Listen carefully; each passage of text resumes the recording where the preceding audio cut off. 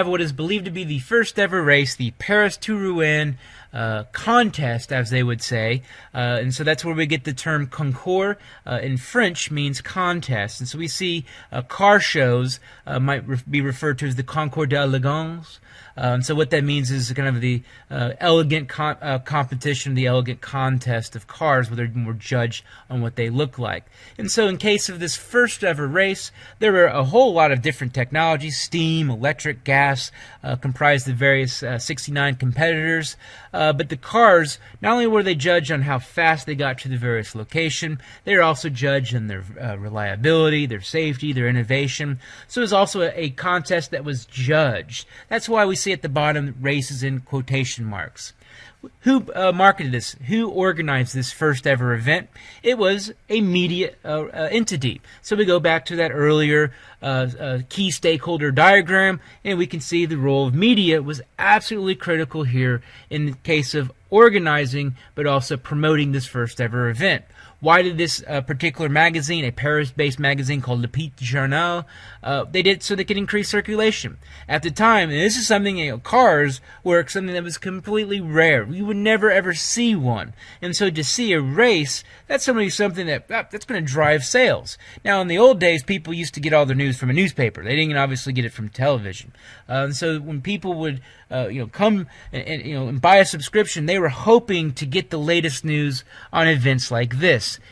Very similar for the Tour de France, as far as how it was also used by local media to promote circulation, to promote the area.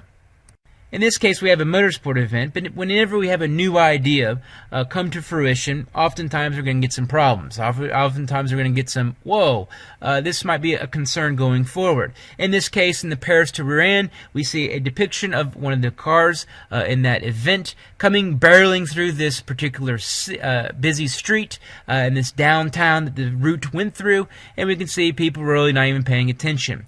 And so this is a problem. Although most of our early origins of motorsport events are point-to-point or city-to-city races, having them on public roads immediately, as we can see here, becomes a concern regarding safety. And so here we see the first ever event, a depiction from it as a vehicle passes through a particular town. Now, the first ever real race in which the first person across the finish line wins was the Paris to Bordeaux and back event in 1895. So this is the first race that had an organized start, and like I said, had a finish line in which the first one crosses, it wins. The winner of this race averaged 15 miles per hour, so we're not talking a very rapid pace, but at this time, this was a wow event. This is something that's going to cause and generate a lot of buzz. So this was once again something you see newspaper involvement quite heavily. And so the first person or the first vehicle to win this, although this is a technicality, was a Peugeot. And so the French really used this event to showcase how innovative, how dominant their automotive technologies were at the time.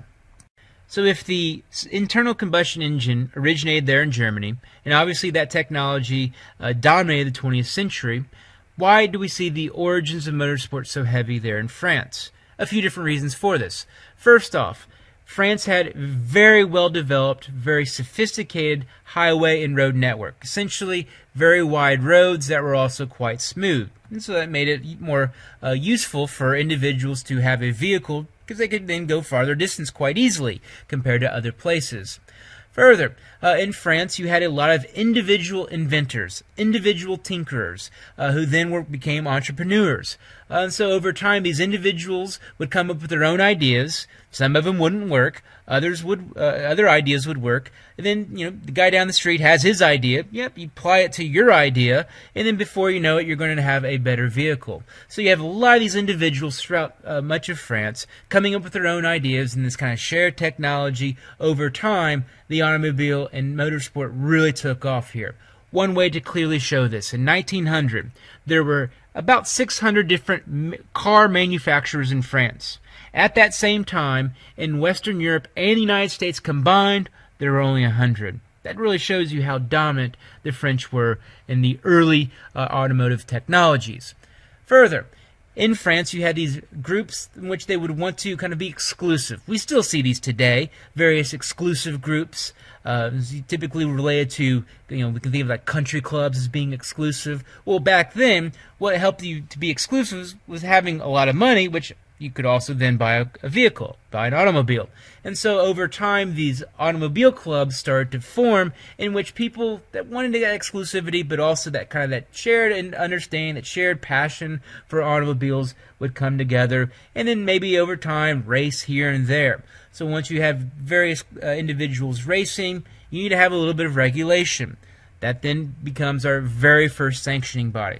So the origins of sanctioning bodies in motorsport also can be tied to France.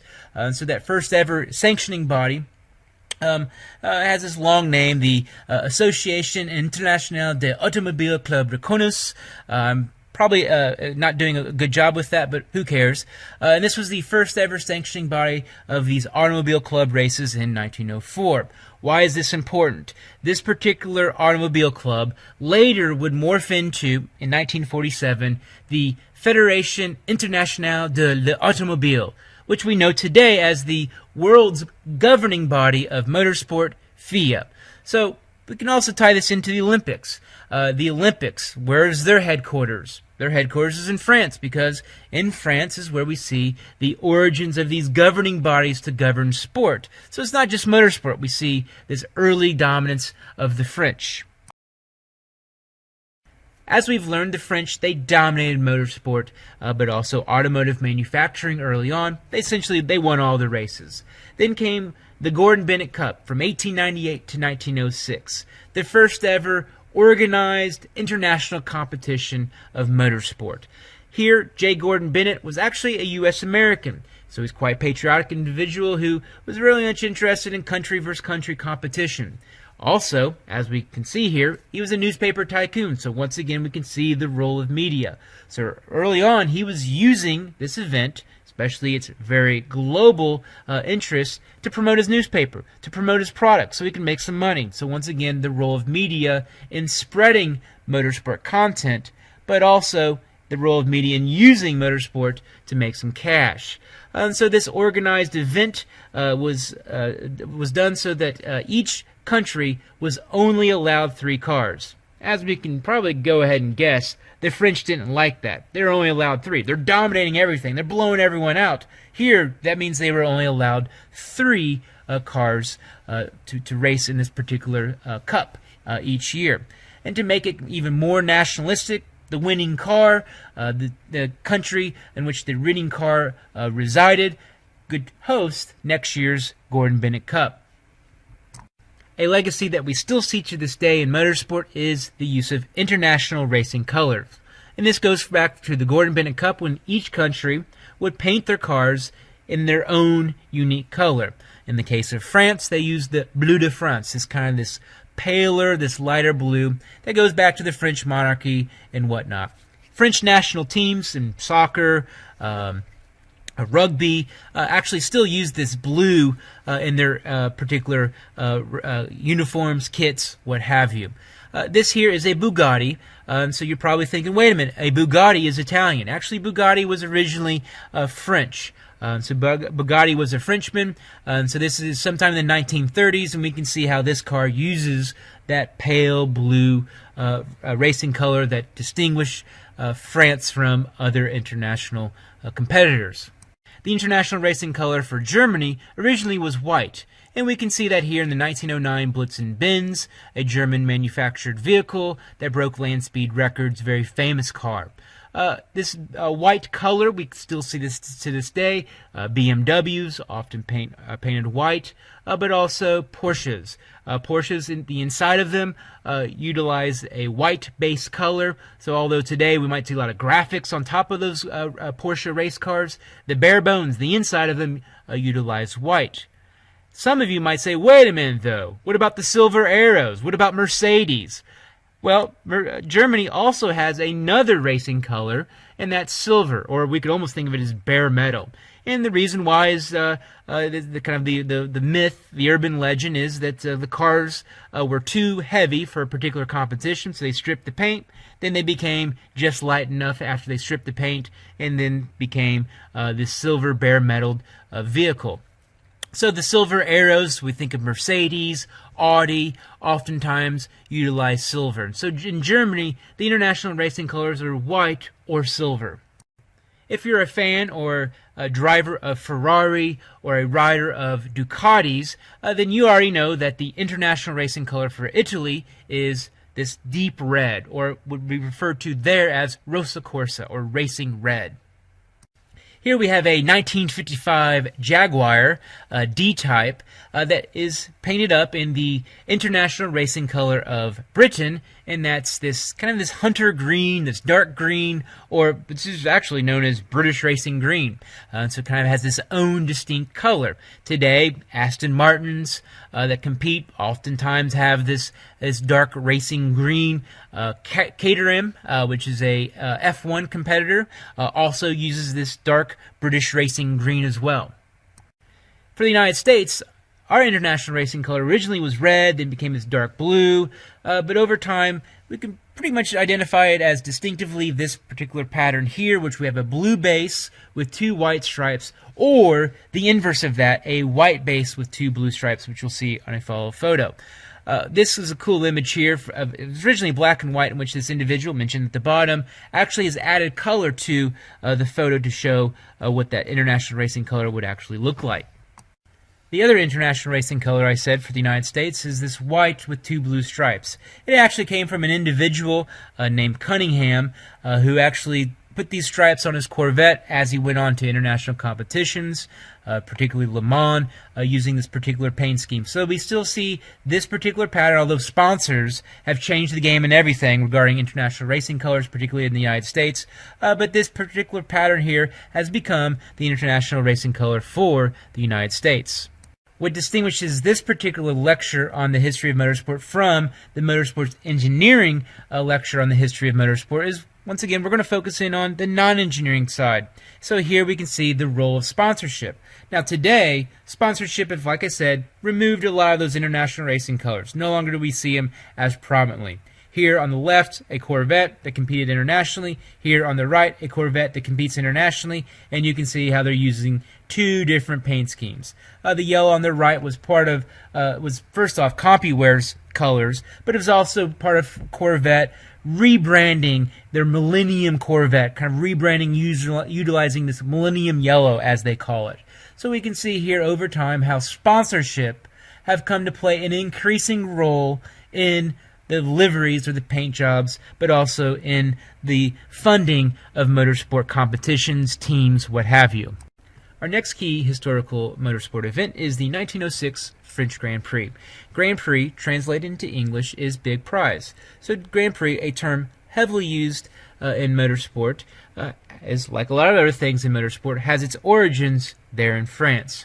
This initial Grand Prix was organized by the French L'Automobile Club de France, a sanctioning body or club, auto club, that I mentioned earlier, that was organized this event in response to the Gordon Bennett Cup, which restricted each country to only 3 entrants. So that makes sense, because the French, they dominated the automobile industry. They dominated a lot of these racing competitions. And so you could be the 4th best car driver combination in France, but you weren't allowed to compete in the Gordon Bennett Cup, even though you would dominate and probably beat most of the number 1s for all the other countries that were competing.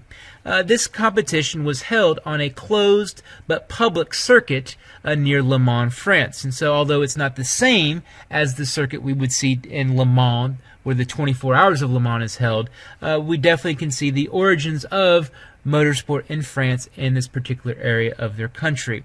Over time, after the success of this competition, then started and triggered other countries having their own competitions. For example, in 1907, the Germans had what would become their first ever Grand Prix. And so this idea then later moved to other countries, in which you then start to develop a racing calendar. The French Grand Prix, the German Grand Prix. Also, what comes out of this then is particular entrants or particular teams that all they do are compete in these various competitions. So the origins of race teams that are connected but a little bit separate from the actual automotive manufacturers themselves. Up until World War I, French and the Germans were the ones competing head-to-head, the ones that were pretty much dominating these races. Over time, though, after World War I, the Italians entered the fray. The Italians became rivals with the Germans and the French as well. Absent at the time were the British. So the British, you didn't see much support, public support for motorsport in those particular countries, whereas obviously in France and Germany and Italy, it was much more widely promoted and supported.